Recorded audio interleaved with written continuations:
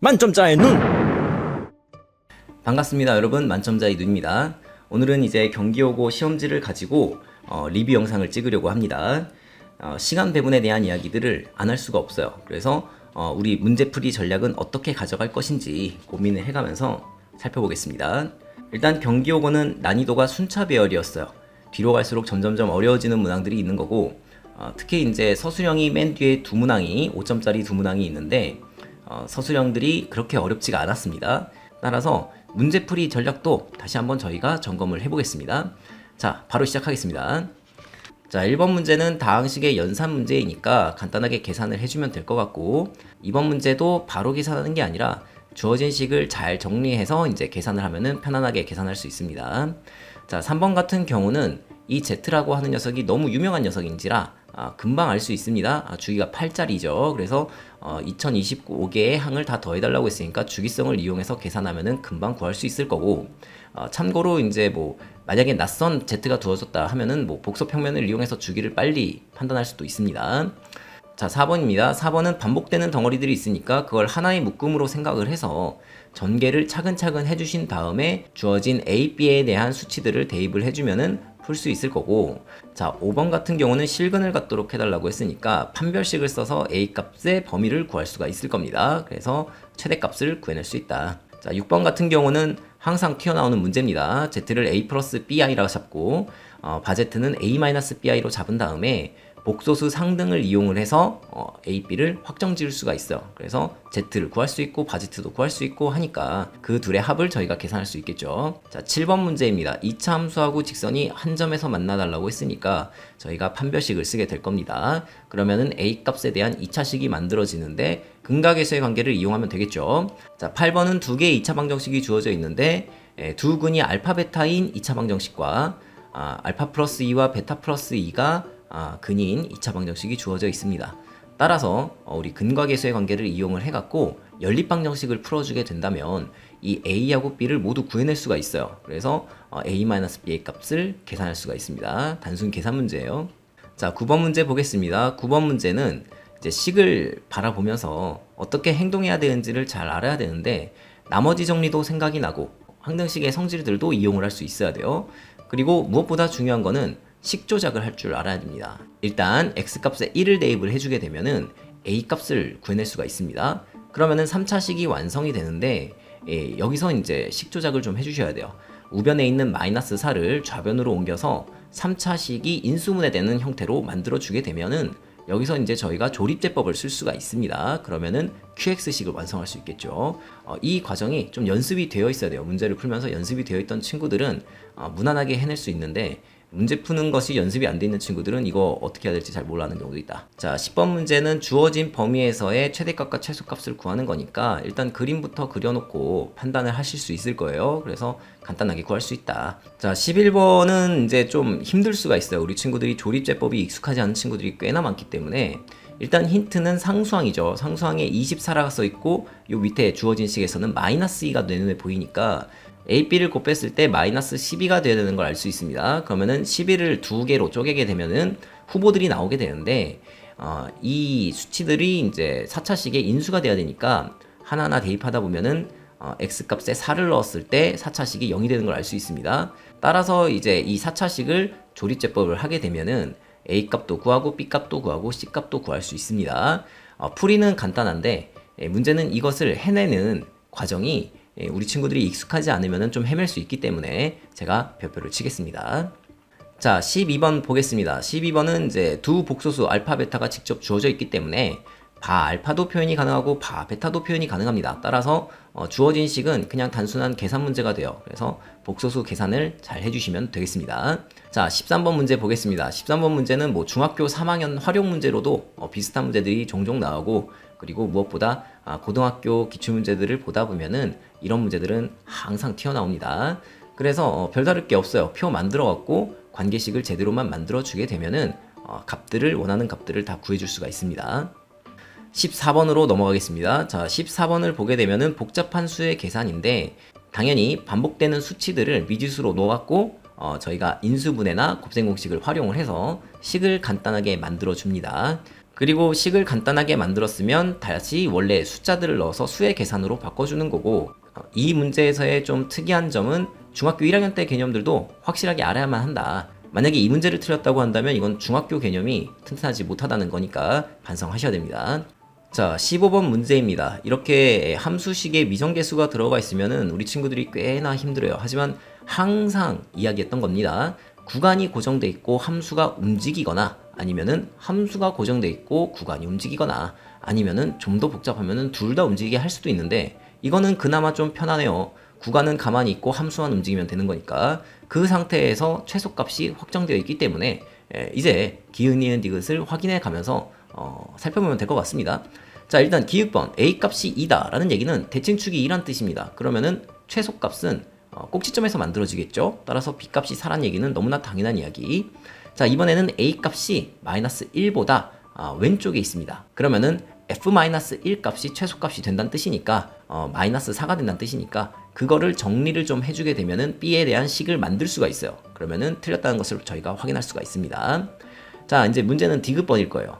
A 플러스 B의 최대값에 대한 이야기를 하고 있으니까 B를 A로 좀 표현을 해줘야 되는데, 대칭축 A가 주어진 구간에 어느 위치에 있느냐에 따라 최소값이 달라지는 겁니다. 그래서 A 값이 마이너스 1보다 작을 때, 그리고 마이너스 1과 3 사이에 있을 때, 3보다 클 때, 이렇게 나눠서 최소값이 되는 값들을 저희가 확인을 해주고 그것을 B로 나타낸 다음에 이거를 A 플러스 B를 저희가 확인을 해주게 되면 저희가 B의 값을 A로 표현이 가능하죠. 그러면은 A 플러스 B를 함수로 표현이 가능하고 그렇게 되면은 최대값을 구할 수 있습니다.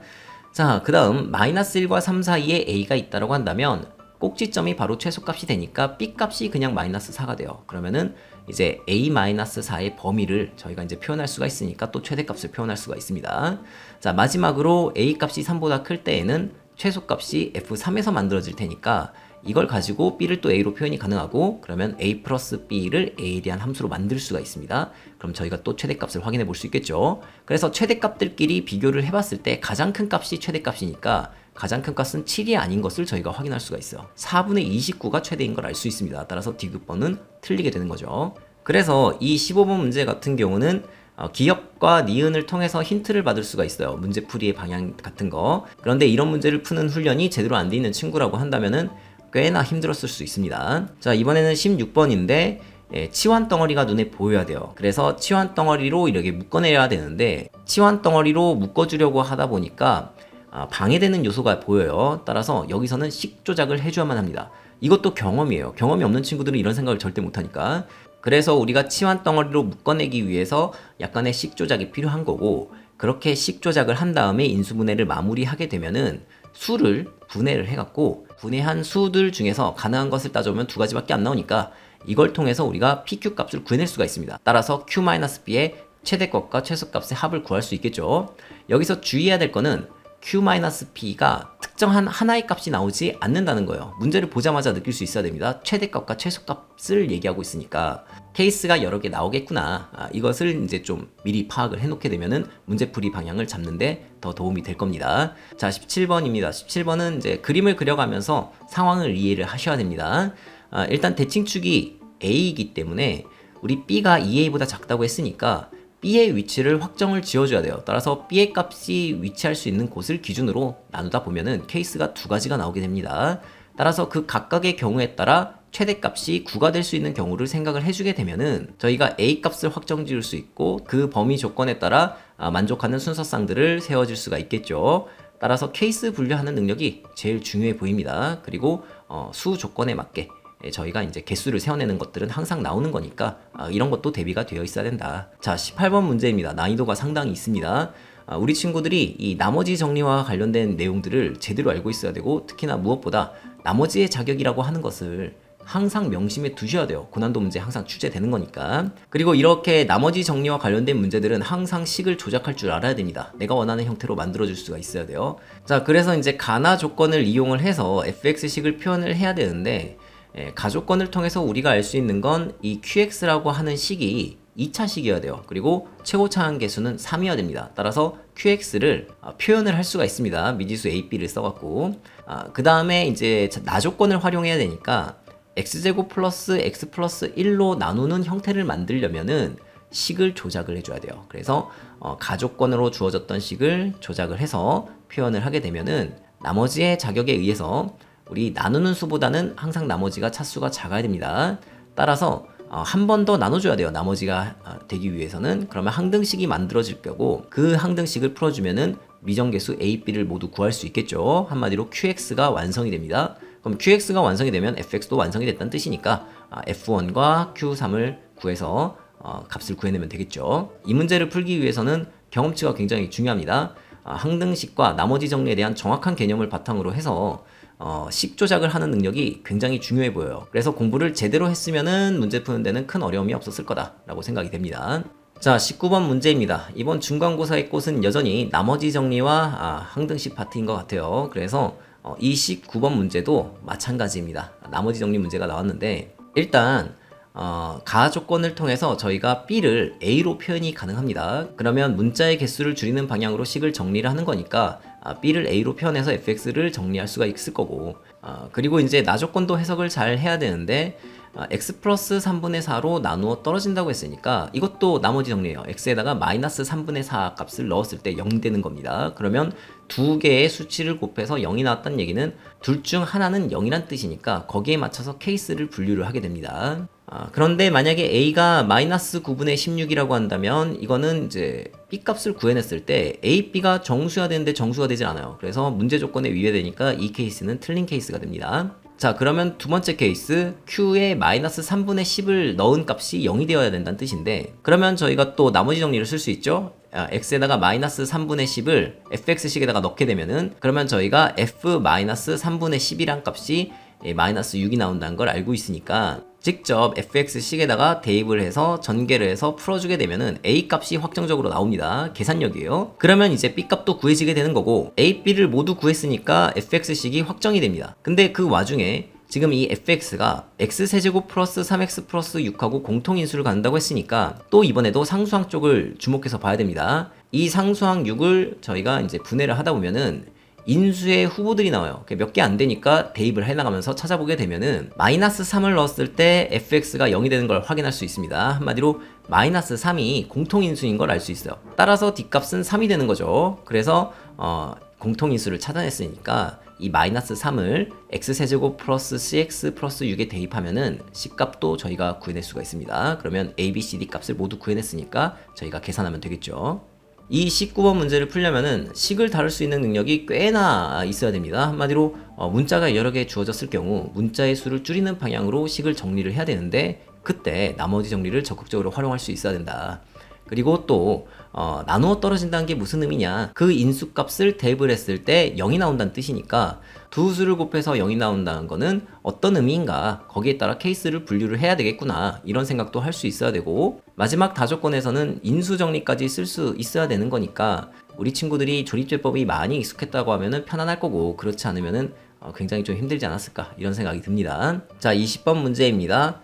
우리 함수식에 절대값이 들어가 있다는 얘기는 이거는 구간으로 나눠진 함수를 준다는 뜻이니까 각각의 구간에 알맞는 그림을 그려서 저희가 이제 관찰을 해줘야 됩니다. 일단 우리가 이제 그림을 그리게 되면은 각각의 꼭지점들을 구해낼 수가 있어요. 그래서 그 꼭지점들의 범위까지도 저희가 판단할 수가 있기 때문에 저희가 관찰하고자 하는 마이너스 1과 1이라고 하는 범위가 그래프상에서 어떤 범위인지를 파악할 수가 있습니다. 그러면은 끝난 거죠. 최대값과 최소값을 각각 표현이 가능합니다. 그래서 지금 최대값과 최소값의 차이를 새로운 함수로 두고 난 다음에 그 함수식을 정리하다 보면은 저희가 A값의 범위에 따른 최대값과 최소값을 구해낼 수가 있겠죠. 그래서 마무리 계산까지 해주면 되는데 이게 이제 평소에 이런 훈련들을 많이 해놨어야 돼요. 그래서 주어진 함수를 가지고 저희가 그래프를 그려야 되는데 그래프를 그릴 때는 항상 표준형을 만든다는 거. 그래서 이 문제는 구간별로 2차 함수들이 있는데 그 2차 함수들을 서로 붙여갖고 만들어진 새로운 함수예요. 그래서 이 새롭게 만들어지는 함수 같은 경우에 주어진 구간에서 최대값과 최소값을 우리가 어떻게 확인할 수 있는가, 그리고 그렇게 또 최대값과 최소값의 차이로 만들어지는 새로운 함수들에 대해서 또 최대값과 최소값을 너가 구할 줄 아니, 한마디로 2번, 3번 꼰 문제라고 생각이 됩니다. 그런데 이런 문제들이 좀 어려워 보이지만 이렇게 문항 분석을 할 수 있는 친구들이라고 한다면 그냥 시키는 대로 한 땀 한 땀 하다 보면은 당연히 그렇게 가야만 하는 거예요. 그래서 수학적인 개념들을 정확하게 알고 있어야 되고, 문제 상황이 잘 이해가 되지 않으면은 그래프를 적극적으로 그려가면서 문제 상황을 이해하려고 노력을 해줘야 된다. 이렇게 당부드리겠습니다. 자, 21번 문제입니다. 다항식을 이제 1차식으로 나누었으니까 저희가 이제 표현이 가능하게 될 거고, 그 다음에 주어진 식을 이제 조작을 잘 해주게 되면은 목과 나머지를 나타내는 건 크게 어렵지가 않아요. 그래서 서술형인데 평소에 연습을 풀이 과정 쓰면서 하는 연습을 잘했던 친구들은 무난하게 풀지 않았을까 이런 생각이 듭니다. 자, 22번 같은 경우도 그렇게 크게 어렵지 않습니다.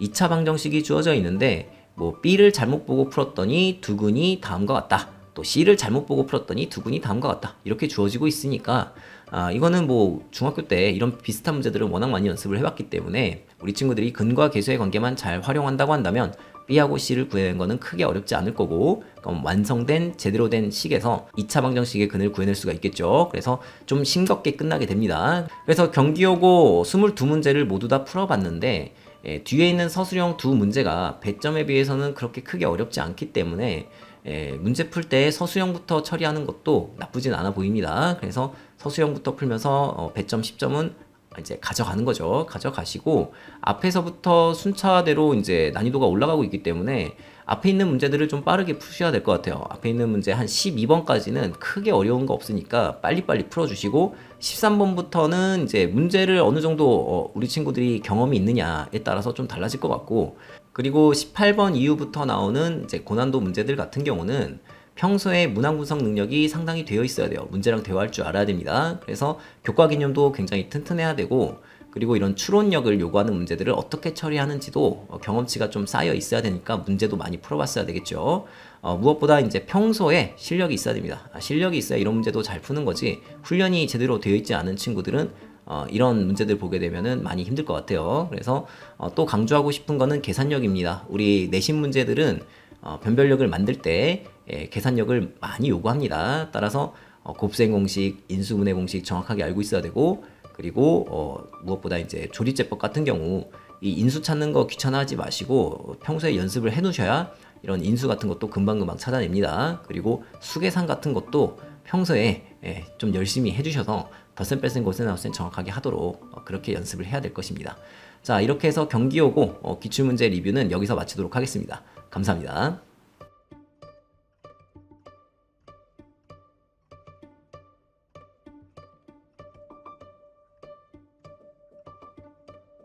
만점자의 눈!